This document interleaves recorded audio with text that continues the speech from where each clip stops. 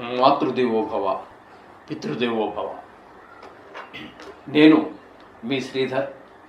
నా cell number 9295909819. ఇప్పుడు మనము ఆగస్టు నెల 1వ తారీఖు నుండి 15వ తారీఖు వరకు ఈ 15 రోజుల పక్ష ఫలితాలు, గోచార ఫలితాలు ఏ విధంగా ఉంటాయనేది సశాస్త్రీయ పద్ధతులు తెలుసుకునే ప్రయత్నం చేద్దాము. ముందుగా ఈ 15 రోజుల్లో వచ్చేటటువంటి విశేషమైన పండుగలు కావచ్చు, విశేషమైన దినాలు కావచ్చు, అవి ఏంటనేది ఒకసారి తెలుసుకునేటటువంటి ప్రయత్నం చేద్దాం. ఈ 15 రోజుల్లో మనకి ముందుగా వచ్చేటటువంటిది 8వ తారీఖున వరలక్ష్మి వ్రతం వస్తుందండి. వరలక్ష్మి వ్రతం తెలుసు కదండి మీకు అందరికీ కూడా. ఆ రోజున ఆడవారందరూ కూడా వరలక్ష్మి వ్రతం చేసుకుంటూ ఉంటారు. బంగారం కూడా వీలైతే లక్ష్మీ రూపు కొనుక్కుంటారు. లక్ష్మీదేవి ఆ రోజు ప్రసిద్ధం. అక్షయ తృతీయ రోజు ఎలా అయితే కంపల్సరీగా బంగారం కొనుక్కుంటారో, అదేవిధంగా ఇక్కడ ఈ వరలక్ష్మి వ్రతానికి కూడా లక్ష్మీదేవి యొక్క రూపు కొనుక్కొని అత్యంత భక్తి శ్రద్ధలతోటి స్త్రీలందరూ కూడా పూజ చేసుకుని అక్కడ ఆ దేవత పూజ దగ్గర ఆవిడ మెడలో వేసి ఆ లక్ష్మీ రూపుని తదుపరి తీసుకుని తన మెడలో వేసుకుంటూ ఉంటారు. ఇది ప్రతి సంవత్సరం చేస్తూ ఉంటారు. ఒకవేళ ఎన్ని సంవత్సరాలైంది మ్యారేజ్ అని తెలుసుకోవడం కోసం కూడా ఆ మెడలో ఉన్నటువంటి లక్ష్మీ రూపులు లెక్క పెట్టుకున్నట్టయితే ఇన్ని సంవత్సరాలు అయిందని వాళ్ళు క్లియర్గా చెప్పేస్తూ ఉంటారు. ఇది ఒక చాలా భక్తి శ్రద్ధలతోటి వాళ్ళు చేస్తూ ఉంటారు పూజ, స్త్రీలందరూ కూడా. మగవాడిది ఏం లేదండి, దీనికి సంబంధం మగవారికి అయితే ఏ విధమైన సంబంధం లేదు. దాన్ని ఏం పెద్దగా పట్టించుకోరు. అంటే భక్తి శ్రద్ధతో పూజ చేసుకుంటారు, నమస్కారం పెట్టుకుంటారు, తీర్థప్రసాదాలన్నీ మామూలే. అంటే ఇది కేవలము స్త్రీలకు సంబంధించినటువంటి ఒక పండగ. ఇది ప్రతి శ్రావణ మాసంలోనూ కూడా వచ్చేటటువంటి పండగ. ఇకపోతే 9వ రోజున రాఖీ పూర్ణిమ అని చెప్పేసి ఆడపిల్లలందరూ కూడా మగపిల్ల వాళ్లకు అన్నగా భావించి చేతులకి కంకణం కడతారు. అది కూడా చాలా విశేషమైనటువంటిది. వీటి గురించి వివరంగా చెప్పుకుంటూ పోతే చాలా పెద్ద ఎపిసోడ్ అయిపోతుంది. కానీ ఏంటంటే ఇక్కడ ఇది మహాభారత కాలం నాటి నుంచి అక్కడి నుంచి ప్రారంభమైంది ఈ రాఖీ పౌర్ణిమ. శ్రీకృష్ణుడు ద్రౌపదీదేవికి వస్త్రాభరణ సందర్భంలో వస్త్రాలు ఇస్తూ ఉంటాడు చూడండి. దానికి ముందు ఒకానొక సందర్భంలో శ్రీకృష్ణుడికి గాయం అయితే అందరూ ఏదో బట్ట కోసమో మందుల కోసమో పరిగెడుతూ ఉంటే అక్కడ ఉన్నటువంటి ఈ ద్రౌపదీదేవి తన చీర కొంగుని చింపి అక్కడ రక్తం కింద పడకుండా శ్రీకృష్ణ పరమాత్మ కొడుతుంది. ఆ సందర్భంగా అక్కడి నుంచి ప్రారంభమైనటువంటి ఈ యొక్క రాఖీ పండుగ అనాదిగా ఆనాటి నుంచి ఈనాటి వరకు వస్తూ ఉన్నది. అందరూ స్త్రీలందరూ కూడా చిన్నపిల్లలు, పెళ్లి కావాల్సిన వారు, పెళ్ళి అయిన వారు కూడా అన్నదమ్ములు ఉంటే వాళ్ళందరూ కూడా కట్టించుకుంటారు. ఒకవేళ సొంత అన్నదమ్ములు లేకపోతే కూడా పెద్దనాన్న పినతాల పిల్లలు కావచ్చు, పక్కంటి పిల్లలు కావచ్చు, వాళ్ళకు కూడా ఈ రక్షాబంధనం కడుతూ ఉంటారు. ఎందుకనంటే ఈ రక్షాబంధనం అన్నకి కట్టడం ఎందుకంటే మనకి భారతంలో మనకు తెలుస్తుంది ఏమని, భర్తలు కూడా ఆమెకి వస్త్రాభరణం జరుగుతుంటే ద్రౌపదీదేవికి ఇచ్చిన మాట కట్టుబడి చేయలేక కాదు, అసమర్థత కాదు, కొన్ని నియమాలకు కట్టుబడి ఆమెను రక్షించలేకపోతారు. ఆ దౌర్భాగ్య స్థితిలో చూసినటువంటి శ్రీకృష్ణుడు తను నేనున్నాను అని చెప్పేసి కాపాడతాడు. అంటే అక్కడ కొన్ని విషయాలలో భర్త కంటే కూడా అన్న తమ్ములు చాలా ఎక్కువ అనేటటువంటి ఒక సందేశం వచ్చింది. దాన్ని ఈనాటికి కూడా మన హైందవ స్త్రీలు, చిన్నపిల్లలు దగ్గర నుంచి పెద్దవాళ్ళ వరకు అందరూ దీన్ని పాటిస్తున్నారు. చాలా ఆచరించదగినటువంటి పండగ, చాలా విశేషమైనటువంటి పండుగ. దీని గురించి కావాలంటే మనం తర్వాత ఎపిసోడ్ చేసుకోవచ్చు. ఈ విధంగా మనకి రాఖీ పూర్ణిమ 9వ తారీఖున వస్తున్నది. అలాగే 11వ తారీఖున తీసుకున్నట్టయితే రాఘవేంద్ర స్వామి ఆరాధన. రాఘవేంద్ర స్వామి వారు అంటే తెలుసు కదండి మీకు. మనకి హిందూ సాంప్రదాయంలో త్రిమతాచార్యులు అని చెప్పి స్త్రీ అంటే మూడు ఆచారాలు పద్ధతిలో ఉన్నాయి మనకి. ఏంటి? అద్వైతము, విశిష్టాద్వైతము, మధ్వాచార్యులు ఉన్నటువంటి మధ్వాచార్యులు, అదే రాఘవేంద్ర స్వామి. ఈ 3 ఆచారాల్లో రాఘవేంద్ర స్వామి ఒకరు. ఆయన మనిషి వేరు, దేవుడు వేరు ఒకటి కారు అని చెప్పినటువంటిది, ద్వైతం వేరు అని చెప్పినటువంటిది, రెండు రెండే, ఎప్పుడూ మనిషి దేవుళ్ళో కలవడు అని చెప్పినటువంటి ఆ మతానికి సంబంధించినటువంటి విషయం. దాన్ని ఆయన ఆరాధన ఉత్సవాలు సంవత్సరం ఒకసారి చేస్తూ ఉంటారు. అది 11వ తారీఖు చాలా విశేషంగా ఈ రాఘవేంద్ర స్వామి మఠాలు ఎక్కడ ఉన్నాయో అక్కడ మనకి మామూలుగా మనకి రాఘవేంద్ర స్వామి మంత్రాలయం అనుకుంటాను, ఆ మంత్రాలయంలోనూ చాలా విశేషంగా దేశవ్యాప్తంగా, ఇంకా చెప్పాలంటే ప్రపంచవ్యాప్తంగా కూడా జరుగుతూ ఉంటాయి పండుగలు. ఇది కూడా చాలా విశేషమైనటువంటిది, తగినటువంటిది, ఆచరించదగినటువంటి మతాల్లో ఇది ఒకటి. ఓకే, ఇక్కడికి 11వ తారీఖు అయిపోయింది. ఇక 12వ తారీఖు సంకష్ట చతుర్థి, సంకటహార చతుర్థి అని కూడా అంటారు. మనకి ప్రతి నెలలోనూ కూడా వస్తూ ఉంటుంది.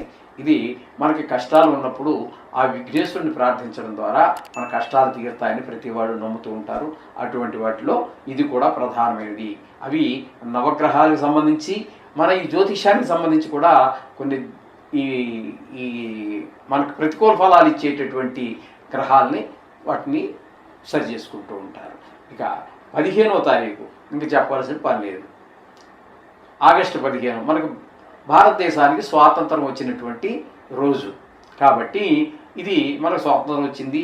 మన యొక్క హిందూ సాంప్రదాయాలు మనం కాపాడుకోవటానికి, మన దేవుణ్ణి పూజించుకోవటానికి, ఎవరో పరాయి దేశస్తుల పాలనలోంచి, ఆ కబంధ హస్తాల్లోంచి బయటపడినటువంటి ఇది కూడా మహాపర్వదినం లాంటిది.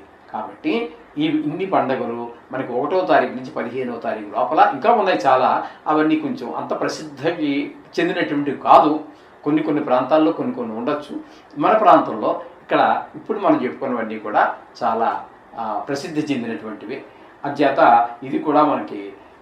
అలాగే ఈ వరలక్ష్మి వ్రతం రోజునే చెప్పడం మర్చాను మీకు. వరలక్ష్మి వ్రతం రోజునే వారాహి జయంతి. ఈ మధ్యకాలంలో బాగా ప్రసిద్ధి చెందారు ఆవిడ, వారాహి అమ్మవారు. ఆవిడ యొక్క జయంతి కూడా ఈ వరలక్ష్మి వ్రతం రోజునే అని చెప్పేసి ఒక వాదన ఉన్నది. ఆ రోజున అమ్మవారికి కూడా చాలా విశేషంగా పూజలు ఈ మధ్యకాలంలోనే ప్రజాబాహుల్యంలోకి వచ్చింది. అంటే ఆవిడ ఇప్పుడు కాదండి, ఆనాటి నుంచి ఉన్నది, కానీ ఈ మధ్యకాలంలో బయటకు వచ్చింది ప్రజల్లోకి. దానికి కూడా మంచిది. ఓకే అమ్మ, విషయంలోకి వద్దాం. ధనురాశి వారికి ఆగస్టు 1 నుండి ఆగస్టు 15 వరకు గోచార ఫలితాలు ఏ విధంగా ఉన్నాయో సశాస్త్రీయ పద్ధతిలోనే తెలుసుకునే ప్రయత్నం చేద్దాము. ఇక్కడ ధనురాశి వారికి తృతీయ స్థానంలో రాహుగ్రహ సంచారం జరుగుతున్నది. అలాగే చతుర్థ స్థానంలో ఉన్నటువంటి శని భగవానుడు వక్రించిన కారణంగా అర్ధాష్టమ శని నుంచి కొన్ని రోజులు వీళ్ళు బయటపడగలిగారు. ఇప్పుడు ప్రస్తుతం అర్ధాష్టమ శని లేదు. ఇక్కడ ఈయన వక్రించి ఉన్నంతకాలం వీళ్ళకి అర్ధాష్టమ శని వర్తించదండి. 3వ స్థానంలోకి వచ్చిన ఫలితాన్ని ఇస్తాడు. 3వ స్థానంలో రాహు ఎంత మంచి ఫలితాలు ఇస్తాడో శని భగవానుడు కూడా అంత మంచి ఫలితాలు ఇస్తాడు. తద్వారా ఇక్కడ రాహుకేతువులు ఇద్దరూ కూడా ఇక్కడ చేసేది ఏంటంటే, ఇంట్లో అన్నదమ్ములందరూ కూడా సహాయ సహకారాలు అందిస్తారు. అట్లాగే సాహసమైన కృత్యాలు చేయగలుగుతారు. అలాగే సేవకులందరూ కూడా మీ మాట బాగా ఆచరిస్తారు. అలాగే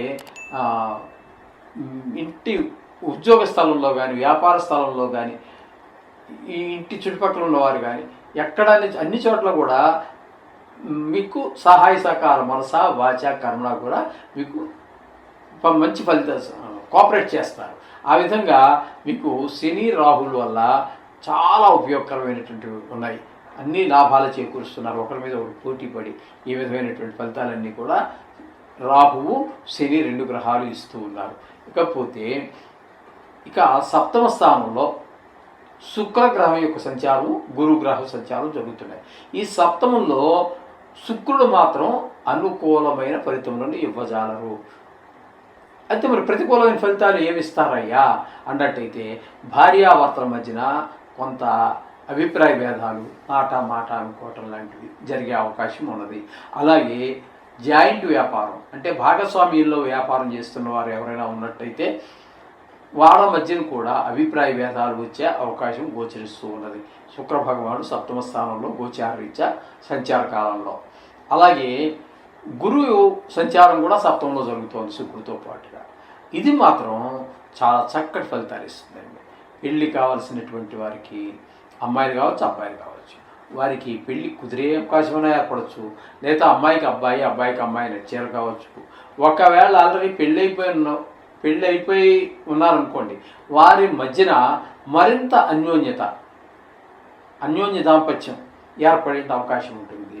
అలాగే భాగస్వాముల మధ్యన కూడా చాలా వాళ్ళ బంధం మరింత పెనవేసుకునేటువంటి అవకాశం కనబడుతుంది గురుడు సప్తమంలో ఉండటం వల్ల. శుక్రుడు చూడండి, 2 గ్రహాలు శుభగ్రహాలే సప్తమంలోనే ఉన్నాయి, కానీ భిన్నమైనటువంటి ఫలితాలన్నీ ఇస్తూ ఉన్నాయి. శుక్రుడు అనుకూలం కాదు, గురువు అనుకూలం. ఈ విధమైన ఫలితాలన్నీ మనకి ఇక్కడ కనిపిస్తూ ఉన్నాయి. ఇకపోతే అష్టమ స్థానంలో రవి బుధుల యొక్క సంచారం జరుగుతోందండి.